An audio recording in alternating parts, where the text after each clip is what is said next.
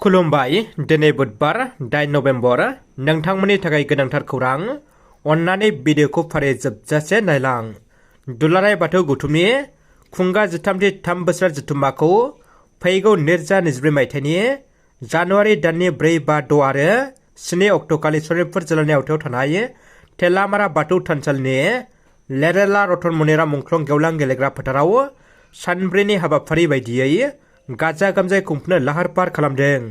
बे सांग्रांथि मेलाव गाहाय आलासि महरै बाहागो लादोंमोन सनितपुर जिल्ला बाथौ गौथुम आफादनि आफादगिरि हरसान बसुमतारी, सनितपुर जिल्ला बाथौ गौथुम माइनाव आफादनि आफादगिरि सांग्रिली बसुमतारी, दुलाराय बाथौ महासभानि बानजाय आफादनि मावफुं आफादगिरि लीलाधर बर', बानजाय आफाद नेहाथारि ललित बर', लोगो नेहाथारि इन्द्र बर' आरो गोबां बिबानगिरिफ्रा बाहागो लादोंमोन।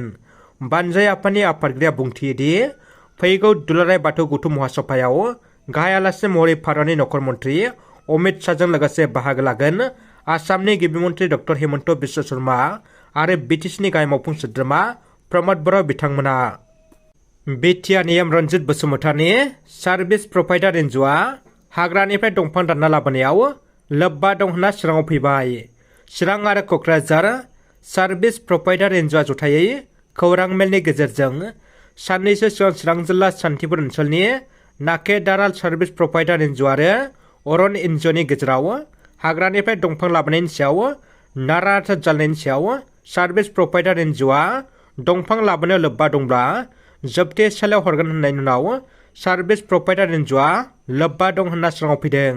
मख'नो गोनांदि माखासे दंफां दानग्राफोरखौ दंफांखौ दानहोना लायदोंमोन होनना रोखा फोरमान मोनदों। सार्भिस प्रभाइडार एनजिअ'खौ बिटिआर हाग्रा आफादनि मावफुं सोद्रोमा रन्जित बसुमतारीया दानानै होदों। हाग्रा रैखाथिनि थाखाय दानानै होजानाय एनजिअ'आनो हाग्रा फोजोबस्रांनायनि सायाव सरकारा मा राहा लागोन बेखौ उन समावसो मिथिनो हागोन।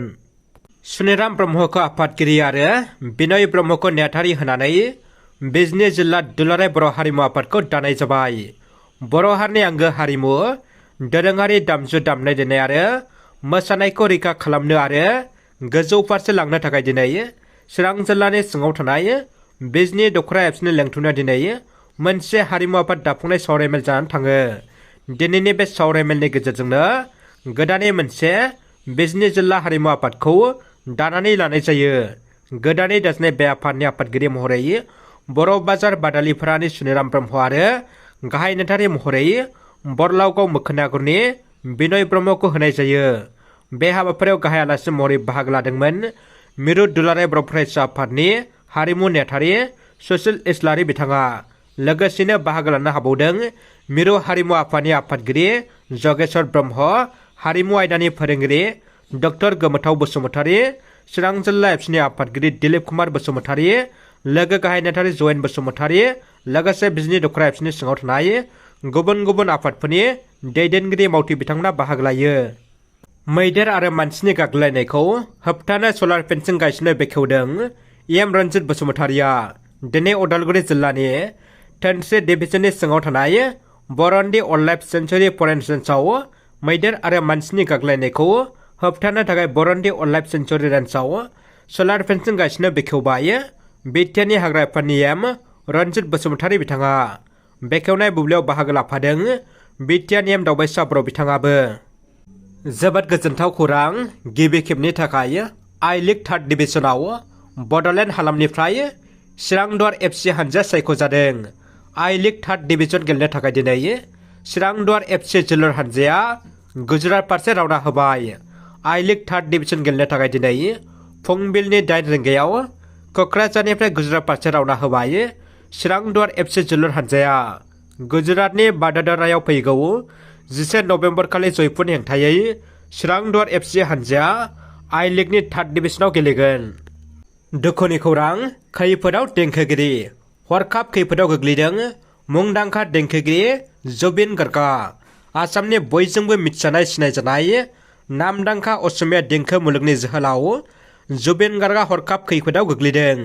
मिथिनो मोननाय बायदिब्ला जुबिन गार्ग बिथाङा स्टुडिअ'आव खामानि मावबाय थानाय समावनो लोरबां जाना गोग्लैदों। बिथांनि बेबायदि हरखाब गोग्लैनायखौ लाना रायजोआव लाख लाख बिथांनि अनसायारिफ्रा गोथौ दुखु मोनदों। मख'नो गोनांदि जुबिन गार्ग बिथांखौ दायो फाहामथायनि थाखाय गुवाहाटी नेमकेयार हस्पिटालाव थिसननाय जाबाय आरो दायो जुबिन गार्गखौ देहा फाहामगिरिनि मोनसे दोलोआ फाहामथाय होगासिनो दं होनना मिथिनो मोन्दों। जुबिन गार्ग बिथांनि देहा सोलेरा थाबैनो गाहामाव फैफिननांगौनि थाखाय रायजोनाङै इसोरनि खाथियाव आरज गाबदों। दासिम जुबिन गार्गनि सावस्रि हालोदा माबायदि थासारियाव दङ खौरां मोननो हायाखै। जुबिन गार्ग बिथांखौ गोख्रों मोजाङाव लाबोनो थाखाय देहा फाहामगिरिफ्रा नांथाब फाहामथाय होगासिनो दङ। रादाबा एसेनोसै, भिडिअखौ जोबजासे नायनायनि थाखाय थेंक इउ।